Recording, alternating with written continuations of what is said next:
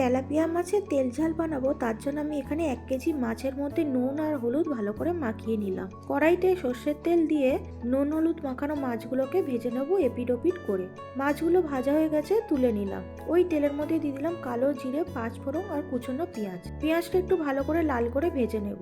ভাজা হয়ে গেছে, এবার দিয়ে দিলাম টমেটো আর দিয়ে দিলাম একটু নুন। নুনটা দিলে টমেটোটা তাড়াতাড়ি গলে যায়। তারপরে দিয়ে দিলাম হলুদ গুঁড়ো, লঙ্কার গুঁড়ো, কাশ্মীরি লঙ্কার গুঁড়ো, 2টো কাঁচা লঙ্কা।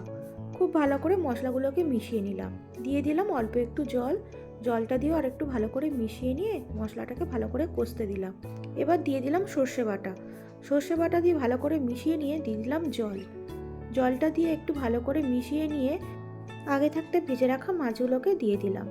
মাছগুলো দিয়ে ফুটে গেলে দিয়ে দিলাম 2টো কাঁচা লঙ্কা আর ধনেপাতা। কাঁচা লঙ্কা আর ধনেপাতা দিয়ে খুব ভালো করে ফুটিয়ে নিলেই রেডি তেলাপিয়া মাছের তেল ঝাল। রান্নাটি কেমন লাগলো অবশ্যই জানাবেন।